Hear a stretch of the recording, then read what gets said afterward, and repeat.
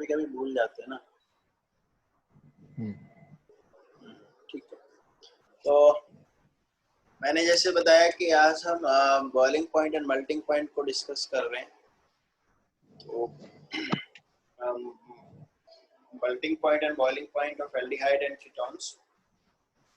तो इसमें हमने जैसे बताया कि boiling point and melting point low होता है, low in comparison to alcohol, amines and carboxylic acid, but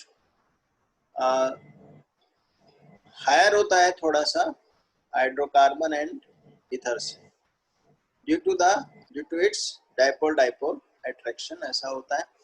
and इसमें आपको बता दिया कि अल्कोहल में अमीन्स कार्बोक्सिलिक एसिड में आपका हाइड्रोजन बॉन्डिंग होती है, जिसकी वजह से उनका हायर होता है। ठीक है, अब हम आगे चलते हैं और यदि आपकी कार्बन चेन इंक्रीज करेगा तो इसका क्या इफेक्ट होगा इसके melting point and boiling point पे? सर बढ़ जाएगा।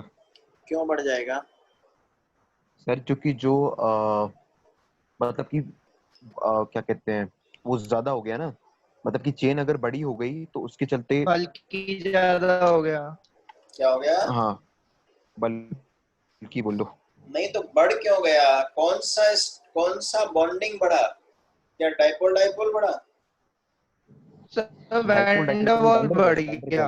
वंडरवॉल बढ़ा है। देखें, होता क्या है कि जब मॉलिक्यूल आपका स्मॉल होता है, जैसे कि मान लीजिए आपका CH3 C डबल बॉन्ड वो है और आपका CH3 है, तो इस वक्त तो क्या है, बिकॉज एल्काइल चेन्स आपकी स्मॉल है, तो ये यहाँ पर जो डाइपोल डाइपोल है वो ज्यादा रोल प्ले करता है। लेकिन अगर मान लीजिए आपने यहाँ पर आपने क्या करा है, यहाँ पर आपने लंबी सी चेन इधर भी लगा दी और इधर भी लगा दी, तो उससे क्या होगा कि डाइपोल डाइपोल तो उतना ही रहेगा, लेकिन ये चेन की वजह से अब वंडरवॉल बढ़ जाएगा। ठीक है, because of these two large chains आपका जो वंडरवॉल है वो आपका बढ़ जाएगा, और वंडरवॉल के बढ़ने से जो क्यूमुलेटिव इफेक्ट आएगा पूरे पे, वो आपका melting point as well as boiling point, वो दोनों आपके इंक्रीज कर जाएंगे। ठीक है जी? हाँ सर, क्लियर है। ये तो आपका डिस्कशन हुआ मल्टी। और ब्रांचिंग यदि हो जाएगी तो ब्रांचिंग से आपका वो थोड़ा डिक्रीज करेगा।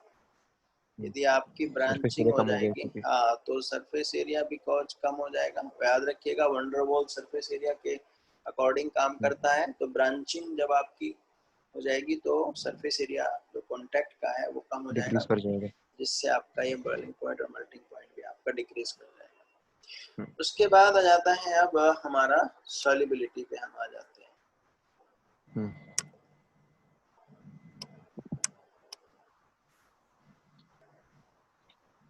ठीक है, solubility.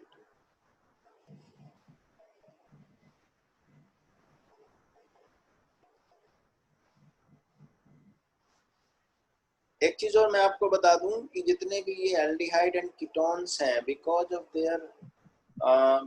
There low melting point and low boiling point, they are used, most of aldehyde and ketones are used as fragrance. ये फ्रेग्रेंस में काफी यूज होते हैं, खुशबू में काफी यूज होते हैं। ठीक है, मेल्टिंग पॉइंट बॉइलिंग पॉइंट कम है तो इससे ज्यादा आसानी से ज्यादा वो मतलब इवापोरेट हो जाते हैं ना, तो उसमें एज ए फ्रेग्रेंस यूज होते हैं। इसलिए और मतलब काफी फ्रेग्रेंस के लिए, और मतलब जैसे फूल वगैरह जो होते हैं, फ्लावर्स में जो खुशबू होती है, वो भी बेसिकली जिसमें जो एल्डिहाइड एंड कीटोन्स होते हैं उनकी वजह से होती है। ठीक है, नाउ सॉल्युबिलिटी को हम डिस्कस करते हैं।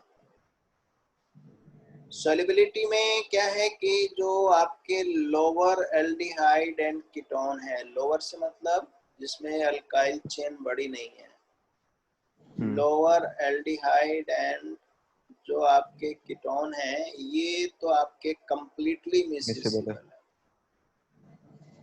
हाइड्रोजन बॉन्ड फॉर्म कर लेगा। हाँ, क्यों है मिसिसिबल? क्योंकि ये हाइड्रोजन बॉन्ड फॉर्म कर रहा वाटर है के वाटर के साथ साथ। हाइड्रोजन बॉन्ड फॉर्म कर देगा, जैसे कि आप यहाँ देख सकते हैं। ठीक है, ये इस पे यहाँ पर 2 लोन पेयर होते हैं। अब मान लीजिए कोई वाटर, अभी 10 मिनट के बाद ये खत्म होगी तो मैं दूसरी भेजूंगा। ठीक है ठीक सर। है, तो ये आपका है, इधर से इसने ये वाटर के साथ बना लिया और इधर से भी इसने दूसरे वाटर के साथ ये इधर भी एंड इधर भी, दोनों जगह पर इसने क्या कर लिया है, हाइड्रोजन बॉन्डिंग बना लिया। तो बिकॉज हाइड्रोजन बॉन्डिंग आपकी बन जा रही है, तो इसलिए आपकी जो सॉल्युबिलिटी है वो आपकी वाटर के अंदर हो जाएगी। अब जैसे जैसे आप कार्बन चेन बढ़ाएंगे, जैसे जैसे आप इधर कार्बन चेन, फिर इधर कार्बन, फिर इधर कार्बन, फिर इधर कार्बन, फिर इधर कार्बन, इस तरह से आप चेन को जैसे जैसे आप बढ़ाते जाएंगे तो उसका क्या रिजल्ट होगा, उसकी जो सर हाइड्रोफोबिक पार्ट बढ़ जाएगा। Hydrophobic part increases. Hydrophobic part बढ़ जाएगा। Hydrophobic part increases. और जब हाइड्रोफोबिक पार्ट बढ़ जाएगा तो क्या होगा, आपका सॉल्युबिलिटी डिक्रीज। सॉल्युबिलिटी जो होगी वो आपकी डिक्रीज करेगी। ठीक है, ये 2 चीजें हैं, 2 फिजिकल प्रॉपर्टीज हैं जो आपने ध्यान में रखनी है। एक तो याद रखिएगा, इनका melting point, boiling point low होता है। ठीक है, आपने देखा होगा कि जो नेल पॉलिश रिमूवर होता है वो एसीटोन होता है। नेल पॉलिश रिमूवर होता है या थिनर जिसको हम बोलते हैं, वो थिनर भी आपका एसीटोन होता है। जो थिनर आता है वो आपका एसीटोन होता है। अब ऐसी उसको आप खुला छोड़ दीजिए, वो अगर आज खुला छोड़ा है तो उड़ जाएगा पूरा, थोड़ी देर में ही वो मेल्टिंग पॉइंट और बॉइलिंग पॉइंट कम है, उड़ अभी जाएगा। आपने बताया। तो उसका रीजन ये है क्योंकि उसका जो बॉइलिंग पॉइंट है वो बहुत कम है, इसीलिए उसका इवेपोरेशन रेट बहुत हाई है। ठीक है, तो इसलिए कोई भी, अगर मान लीजिए आज हमने एसीटोन की बोतल खरीदी है, सील्ड बोतल भी खरीदी है, तो अगले साल उसमें कुछ नहीं मिलेगा, अपने आप धीरे धीरे कहीं से जरा सा भी लीक होगा वो निकल जाएगा। ठीक है, सॉल्युबिलिटी हमने आपको बता दी कि आप इनको वाटर में सॉल्युबल कर सकते हैं। जो लोअर हैं उनको तो कम्प्लीटली आप सॉल्युबल कर सकते हैं, लेकिन जैसे जैसे आप कार्बन चेन बढ़ाएंगे तो ये सॉल्युबिलिटी हाइड्रोफोबिक पार्ट के बढ़ने से ये सॉल्युबिलिटी आपकी कम होती चली जाएगी, डिक्रीज करेगी। ठीक है, तो ये 2 चीजें थी फिजिकल प्रॉपर्टी में, ज्यादा नहीं है यहाँ पर। अब हम आगे चलते हैं और केमिकल प्रॉपर्टी की तरफ हम आते हैं। Now chemical properties of aldehyde and ketone, इसके नोट्स भी मैं दूंगा आपको। ठीक है, ये तो है आप कर ही रहे हैं, नोट्स भी आपको प्रोवाइड करा दूंगा। नाउ केमिकल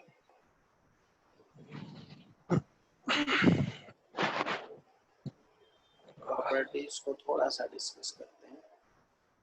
अब हमने क्या लिया है, हमने केमिकल प्रॉपर्टीज किसकी ले रहे हैं, एल्डिहाइड एंड कीटोन की।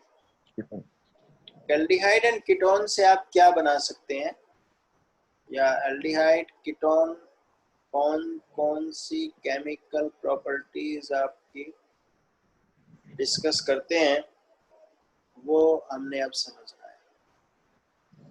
तो पहली सबसे इम्पोर्टेंट जो केमिकल प्रॉपर्टी ये शो करते हैं वो है न्यूक्लियोफिलिक एडिशन। न्यूक्लियोफिलिक एडिशन, इसमें बहुत सारे न्यूक्लियोफिलिक एडिशन आपके आते हैं। एडिशन ऑफ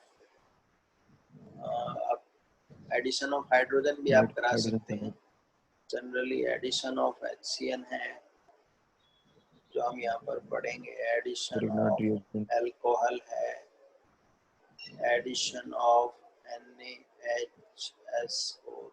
है, sodium bisulphide, addition of RMGX यानी ग्रिग्नार्ड रिएजेंट है, फिर एडिशन ऑफ अमोनिया है, ammonia derivative and addition of ammonia derivative, addition of derivative. बहुत सारे रिएक्शंस हैं एल्डिहाइड एंड कीटोन की, वो हमने यहाँ पर डिस्कस करनी है।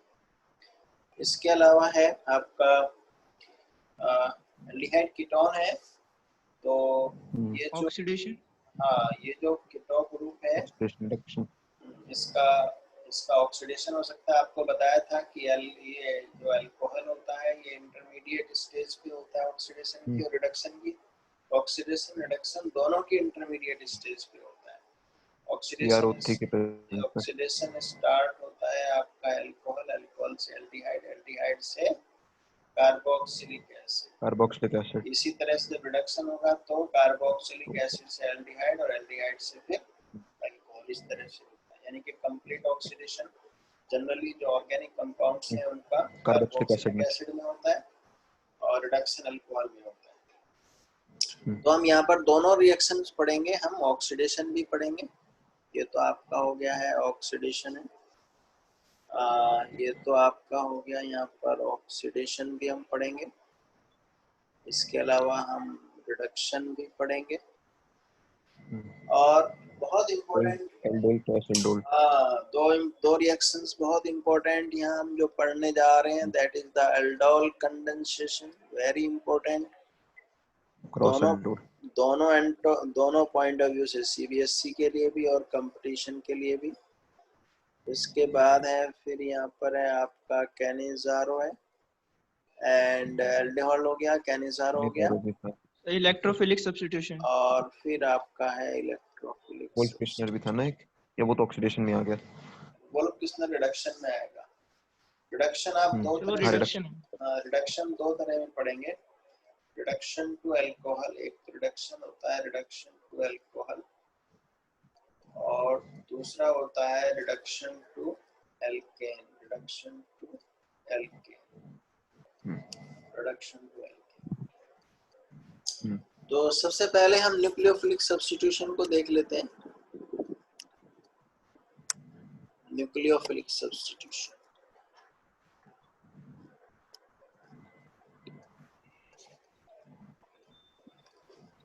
न्यूक्लियोफिलिक एडिशन, सब्स्टिट्यूशन नहीं, एडिशन। न्यूक्लियोफिलिक एडिशन क्यों बोला गया है, इसका कुछ बताएंगे क्यों बोला गया है इसका नाम? न्यूक्लियोफाइल ऐड हो रहा है, यस ऐड हो रहा है क्योंकि कार्बोनिल ग्रुप है ना, तो इसीलिए। देखिए very good good good good.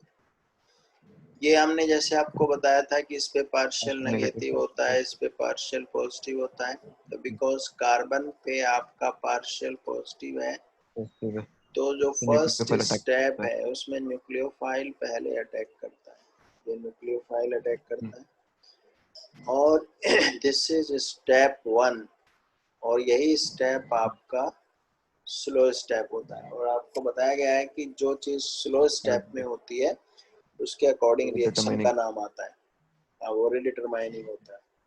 तो यहाँ पर न्यूक्लियोफाइल ऐड हो गया तो ऊपर आपका ये नेगेटिव हो गया, यहाँ पर अब ये आपका न्यूक्लियोफाइल जुड़ गया है एंड नेक्स्ट स्टेप में फिर इसका आप हाइड्रोलाइसिस कराते हैं।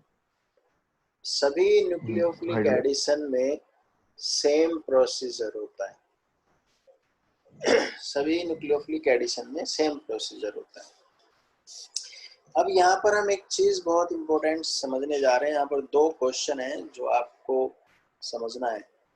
पहला है कि एल्डिहाइड एंड कीटोन में बेटर कौन है न्यूक्लियोफिलिक एडिशन रिएक्शन के? एल्डिहाइड एंड कीटोन में बेटर, और क्यों है? कीटोन में उसका रीजन, उसका रीजन भी सर कीटोन में स्टेरिक एलिमेंट्स आ गए क्योंकि ग्रुप्स होंगे, क्योंकि जो ऑक्सीजन वाला ग्रुप होता है वो बीच में होता है, चेन के बीच में होता है, तो इसके चलते ये मैंने लिया एल्डिहाइड। हाँ शाबाश बोलते जाइए। तो न्यूक्लियोफाइल का अटैक करना मुश्किल हो गया कीटोन में। इसमें दो रीजन है। वैसा है हाँ बिल्कुल ठीक है, steric hindrance is one of the reason, but जो मेन रीजन इंडक्टिव इफेक्ट भी है। हाँ मेन रीजन जो है उसको आप समझिएगा क्या है। मैंने जैसे बोला था कि ऑक्सीजन की इलेक्ट्रोनेगेटिविटी कार्बन से ज्यादा होती है, तो ये बॉन्ड ऊपर, मतलब ये इलेक्ट्रॉन ऊपर जा सकते हैं। अच्छा। और आपका यहाँ पर माइनस हो गया और यहाँ पर आपका प्लस हो गया, ये R है और ये H, ठीक है। ऐसे ही यहाँ पर भी आप ऊपर जा सकते हैं और ऊपर में ये माइनस हो गया है और ये आपका हो गया है प्लस, ठीक है। अब यहाँ पर देखिएगा न्यूक्लियोफाइल ने अटैक करना है, इधर भी करना है और इधर भी करना है। न्यूक्लियोफाइल जहां ज्यादा पॉजिटिव चार्ज होगा वहां जल्दी अटैक करेगा, ठीक है, वहां ज्यादा अटैक करेगा।